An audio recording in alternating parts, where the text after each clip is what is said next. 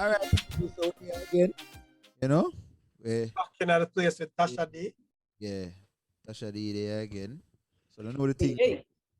I mean, no, I'm excited still because me over here, some just absorb all of the energy. You see me I say because trust and believe, and just listen to the accent because the accent, you know, over there still, Yeah, like yeah, it's more quiet. Which is very rare. Which is very rare. you It do know. a lot. It do a lot. We love the British accent. Tasha just knows that Everett always dip on him P's and Q's, but right now it look like I just confused a little Yeah, bit. like you know, Switch modes. Yeah, the yeah. accent have me, you know, Oh, I love it. I love it. Wow. I appreciate the No, British accent. So, A whole lot. Mm-hmm. so just yeah. really quick, Tasha. So you share with us about your experience dropping out of university and going through university. What's one of the biggest accomplishments you had in university? You know, I You think don't have to mention it was everything that we've just talked about. It's going from being an utter complete immigrant with no understanding of the environment that you're in. I was very naive. I thought I'm English, I speak English, they speak English, everything will be fine. But that wasn't the reality. And also, like Everett was saying, is you know, it's a certain type of description that they give you, especially when you're coming as a scholar athlete, of how things are going to play out. And it's not necessarily the whole truth and nothing but the truth. Sometimes it's what they need to tell you to get your ass there. Yeah. And then once you're there, things are a little bit different. Now, I would go to USC 1,000 times over. Like if I had to live it out again, I would do it all again. And if I had to live it out again and they say you have to live it out the same way you did it the first time, I'd say cool with it. Because like you were saying, it has made me who I am, right? And I think there's a lot to be said for going through the struggle. This is what I had a conversation about this not too long ago. I do presentations on different platforms, and this was one of the topics, and it was international just like, speaker. You know. see it there. So definitely, Elda, you have to make sure we get all of our contacts or IG. Yeah, man, definitely. and stuff. Yes. So, you know, this was one of the topics, and it's this whole idea of what I really want people to understand is the struggle is not a problem. It's how you respond to the struggle that's a problem. And I get it. We all go through those periods of time where we spiral down. Like I spiraled down, you know, at a real difficult time in my life, but I had to teach myself. I had to want to not be like that forever. I had to want to spiral up and become something different. So in college, that transition is growth. Anytime you experience pain and you get to the other side, that's a growth point for you. That's a strength for you. That's another bow in your arrow, because now you have learned how to deal with that. Now you have learned how to become even better. Had I not, listen, I was going through a divorce in 2008, right? During the games, right? I had a 3-year-old during the games. The games Now, is the Olympic game. Olympic Games, 2008. Now check this. Who am I divorcing? My husband, who is also my coach, who is also at the games, right? So, Oh wow. Hold on. Wow. Don't jump over that like you know. Yeah, That, exactly. right? Like, slow Rewind down. that. So rewind and come again. Yeah. Selector. Yeah. so you are in the process of divorcing someone who is an integral part of your career. Apart from Indeed. your actual life, obviously your husband, Right. and you share a child together, but you don't go to work and then not see this person. Hello. You understand? And then Exactly. you're in an Olympic year, so you're actually probably more invested in your craft at that time because it's Olympic year. Exactly. And despite all of that, you were still able to come out successful. Exactly. And you know, it wasn't like we could just switch off, but this is something that you learn as an athlete. The earlier you learn it, the better. Is you have to be able to compartmentalize. Yeah. You have to be able to, walk into that track and close the door on anything that's outside, whether it's training, whether it's, you know, a competition.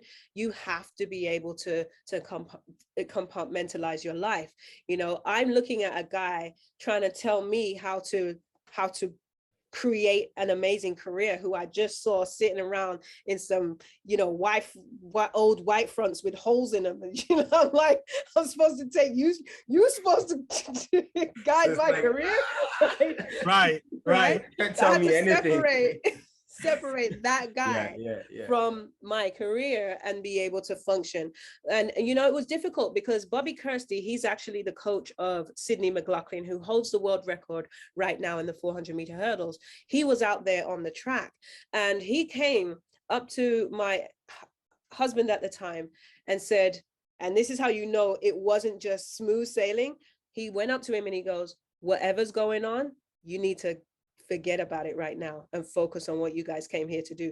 And it's not like we were arguing or dragging each other around the infield or anything. Or you could see it, or you could feel it. Sense it, you know, and you know, it does make me wonder sometimes, because I do believe in energy and, you know, what you put out and you get back and things like that. And I do sometimes wonder if I had a different energy and hadn't been going through that stuff, you know, what may have happened. But, you know, you could live your whole life doing that. And so that was kind of similar to my experience my first year at USC, like having all these things to learn.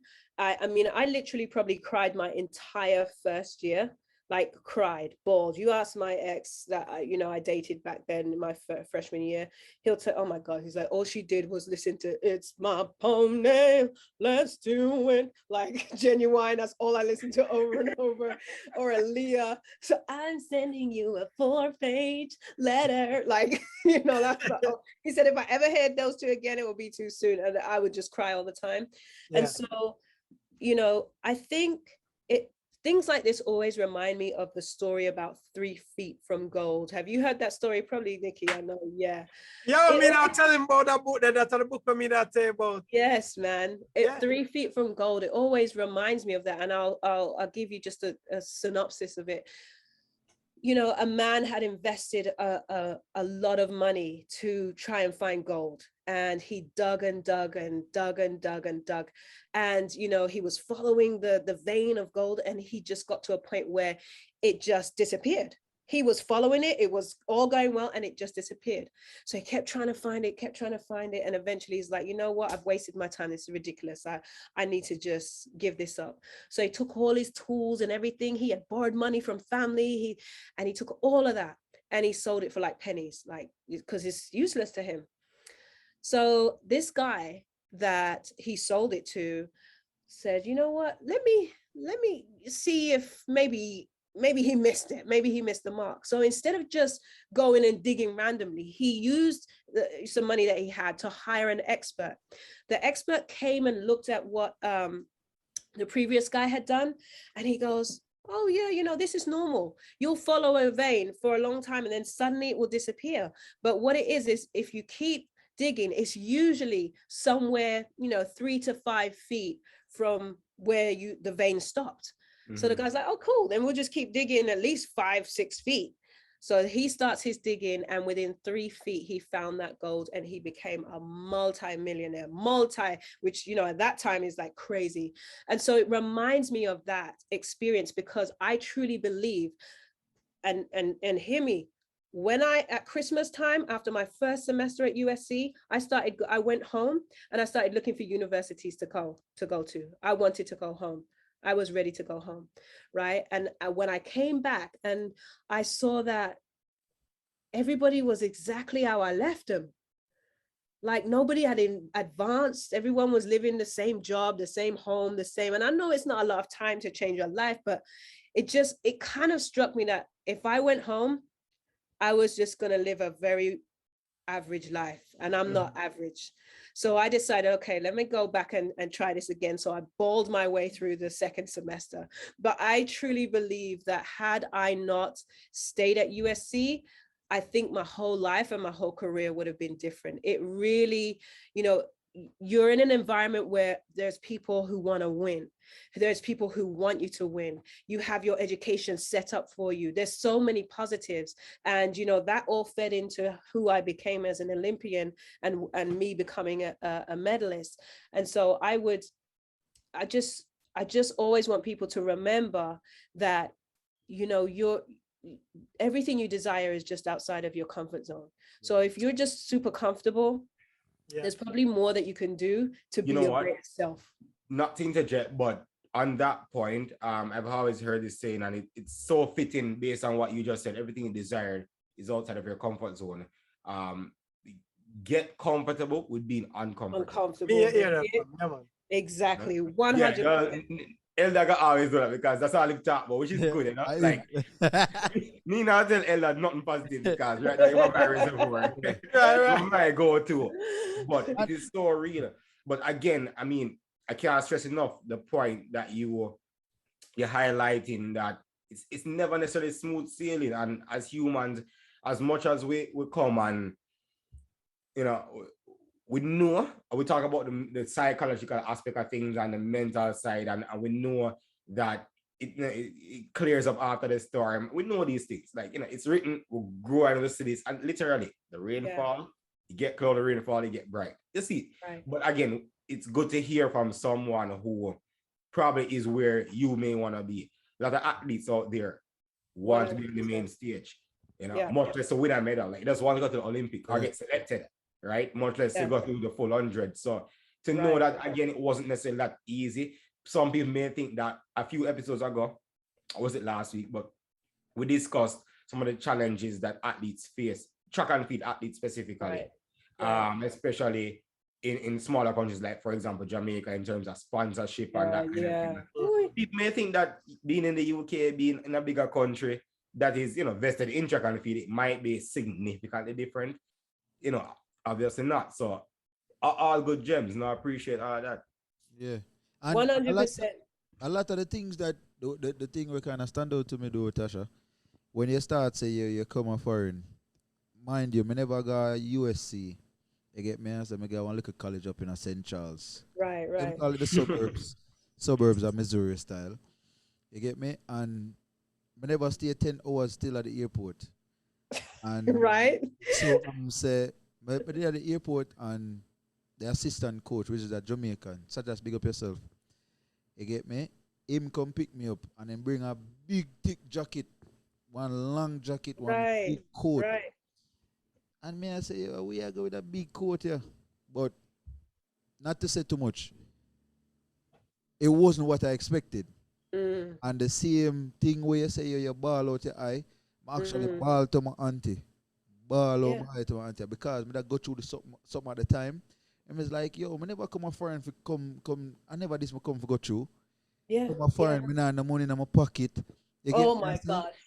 I mean, I say, yo, I know this I left Jamaica for come a foreign. No, better me stay at Jamaica. I'm all right, same way. You get me? I say, I'm come a foreign, my ball to me and tell me. But again, you see, you said that better to stay at Jamaica. Again, and that is where you have to remember that your comfort zone.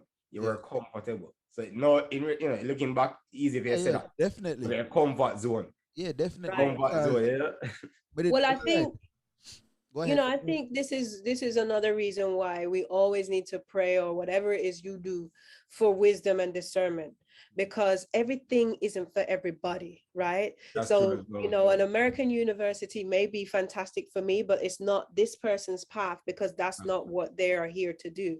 So sometimes we have to be able to go into an environment, because there is a difference between struggle and BS, right? Because you can be working for an employer and it's a struggle to get to the next level, to get promoted. But if your boss is an asshole and treating you poorly, and that's unacceptable, that's just unacceptable. That's not something to push through and like, let me just take any crap because it's I'm going to. No, we're being very specific. We're talking about challenges.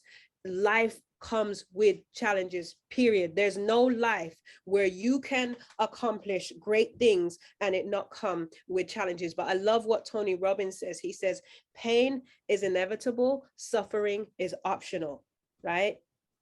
Pain is coming regardless. No one on this planet is avoiding pain, whether it's like you said, whether it's like missing your environment, or you being disappointed because you came into something that you thought it was going to be completely different. That is painful. You feel betrayed. And then on top of that, you're lonely because you ain't got nobody there with you that understands you and where you came from. I was on a call with Tony Campbell and some other fantastic names, some international athletes. Tony Campbell is an American high hurdler who was really good, and one of the athletes that ended up being a part of, you know, the USA team getting boycotted. So he was around in the 1980s. We're all on a call talking about the international athlete experience, and it's all the same theme. It's like one of the athletes, I can't remember which one it was. I think it was Mary. She says, when I got there, they asked me if this was the first time I'd worn clothes. Is this because she's Black, is this the first time you've worn clothes? And those are the kind of things that we have to deal with, that people don't, they just think we hop over to America and it's all great, we're getting treated like royalty. No, they're asking us if we live in huts.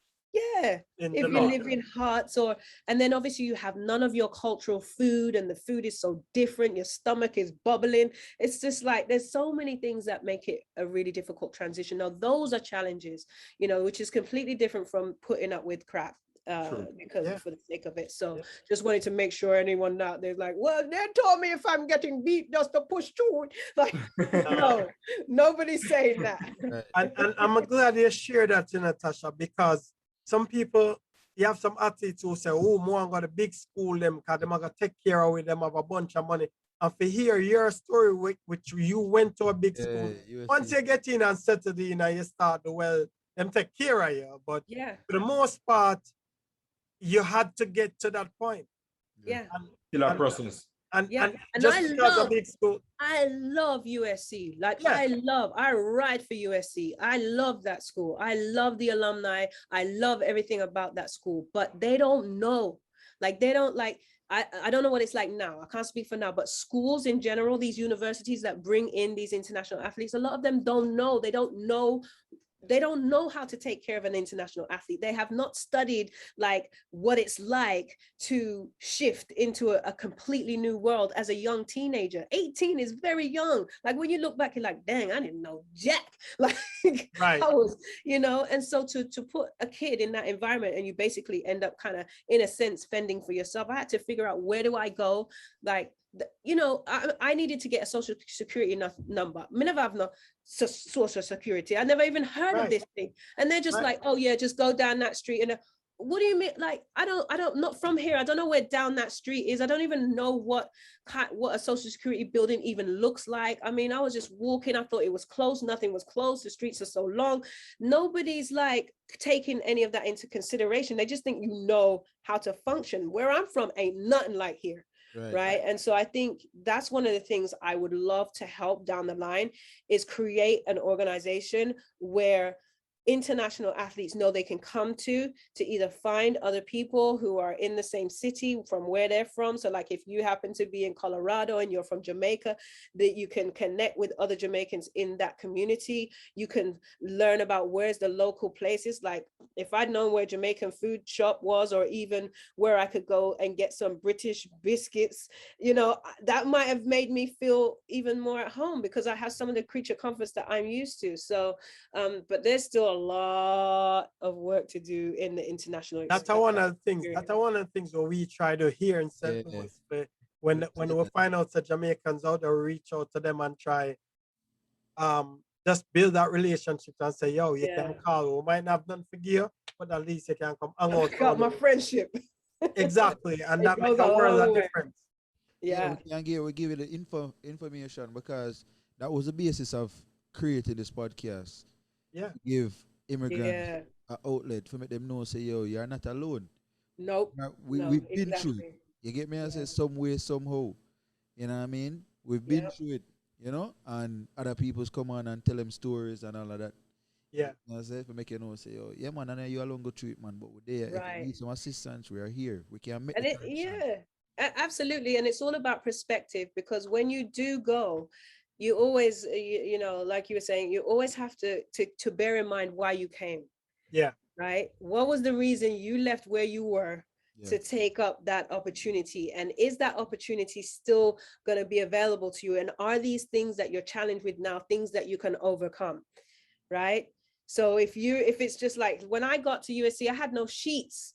Like it didn't even occur to me because in the brochure they had sheets and they had blankets. Yeah, it had sheets and pillows and all of them things there. They had all that stuff. I had no pillows, no sheets, no blankets. So I was sitting on the beer bed, the beer bed, right? I was laying on that. The roommate had to say, do you want a sheet? You know, and my parents, like you were saying, they didn't have money. I couldn't just call them, oh yeah, mom, I'm gonna need about $1,000 so I can get, you know, just do my room up. Like that wasn't a Not thing. gonna happen. Right. That wasn't happening. So I was just kind of had to wait till my little, you know, they give you that little stipend, see if I could afford to buy sheets and things like that. So even my mom was crying because of what I was reporting back to her. Because remember, when I landed, I didn't even have American money yet. And so I had to like go and change some money. And then they gave me a roll of coins because it was payphone back then. And so I'm trying to talk to my mom in England with coins. Do you know how fast you have to put coins into the phone to talk to somebody internationally? Oh, my mom was crying her eyes out because she did, you know, she had never come to the US to see it. So she didn't know where I was. Yeah. She didn't know nobody was answering to come and pick me up. So she was distressed. And it's a lot, you know, it's a lot to go through. But you can, you know, if you remember why you took the journey, you can get the reward. And when I went back home and I saw everyone sort of like living in, you know, 10 years removed from now, like they were just stuck in a time warp. I said, you know what? I went to the university to give me an opportunity to change my life, to be able to get my education and it be in an environment where it was set up for me to win, not fail, where they actually cared about the fact that I was also an athlete and trying to study at the same time. And they would provide me with the tools that I needed to make that happen. Can I overcome my homesickness? Can I overcome the fact that I don't see my boyfriend anymore? Can I overcome the fact that it's hard to study and do sports at the same time? Yeah, you know what? Let me give it a little bit more time because I haven't exhausted all my options. Let me just give it some more time. And then now, by the time I finished my career, I was a NCAA champion, I was a Pac-10 champion, and my head coach, who was there for many, many years and was well respected in this industry, called me arguably the best all-round athlete to ever go to USC. And that story would never have been a thing if that's my friend had gone home, you know. I can't even imagine what my life would be if I had not pushed through. So I'm glad I did. So talking about that, Tasha, because we can't talk all night, but can. Right. Where is Tasha going now? Like, yeah. Where you go with what you're doing right now? Yeah, so you're a retired athlete now, right? Oh my gosh, don't even talk about the retirement transition. We could spend a whole nother show on that, retiring and like landing in the real world, you know, like because a lot of people, life after. Yeah, man, we have to bring her back, man. Yeah. Yeah, a lot of people, you know, because you see people like you saying that, you know, they have every kind of sponsor, their career has been, but that's not the average athlete experience. No. Most of the athletes are living at poverty. Like, let's just be honest, they're living at poverty, hoping for a deal here and a deal there. And, you know, there's sometimes people think, you know, you go to these races and they see the Diamond League and all the money, oh, 10,000 for first place, all these athletes must be all rich. But they don't realize that by the time they get home and everyone's paid and all the bills that they've racked up, you know, with training and supplements and everything else, that 10,000 is gone. And then you don't even always know when you're going to get paid. I ran a race one year and they didn't pay me till the following year. And the only reason why they paid me is because my agent said, she's not coming back unless you pay her for last year first, right? Otherwise, I wouldn't have got my money. I mean, it's crazy. Yeah. So, you know, now I'm focused on, you know, like you said, Nikki, my international career as speaking and presenting. So I do some stuff on Airbnb because they have a platform there for Olympians, but also, you know, private stuff. And I'm working on my e-commerce business. So, you know, what I realized through all these years is that, and I actually read a quote about this today, it was by Warren Buffett. It said, if you're not making money while you sleep, you're going to be working until the day you die. And I'm not interested in that. I am not interested in trading my time for money. Like I had tried the corporate thing after I retired. I tried personal training, and I just start to realize that in order to live a lifestyle that I want to live, now more power to anyone, however you want to live your life, but the lifestyle I want to live requires choices. Like people say, you know, are you money driven? I'm not money driven, I'm choice driven. I want choices, and money is one of the methods that gives you choices. So I want money so I can have freedom, I can have choices. You know, a certain level of money could mean, hey, you guys are where right now? Oh yeah, I'm just gonna jump on a plane and let's all just meet in person. I'll pay for your ticket, your ticket, your ticket. That's choices. Dad, okay, Dad, how you feeling? You're not feeling well? Come stay with me. Money is gonna get him a flight to be with me. My mom, she's trying to build her business. Money is gonna let me say, hey mom, you know what? You did so much for me over the years. Here, don't stress it. I got you, right? And so you know, I'm focused on creating businesses that can run whether I'm there or not. You know, my whole track career is like, when I got pregnant, that's it, money gone. Look at Alison Felix. Nike reduced her salary by 75% when she got pregnant. Like, everybody out there, think about this. You walk into your job one day and you say you're having a family, you just need a little bit of maternity leave, you'll be back. And they tell you, oh, well, yeah, cool, have all the maternity leave you want, but we're going to dock your pay by 75%. That is outrageous.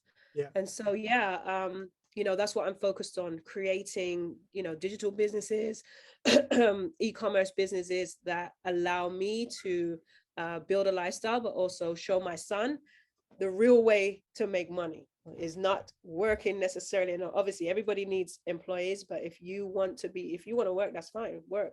But also to create an environment and a circumstance where you have choices in life, where you don't have to ask anybody, oh, you know, hi, you know, I've been working non-stop now for about 10 months.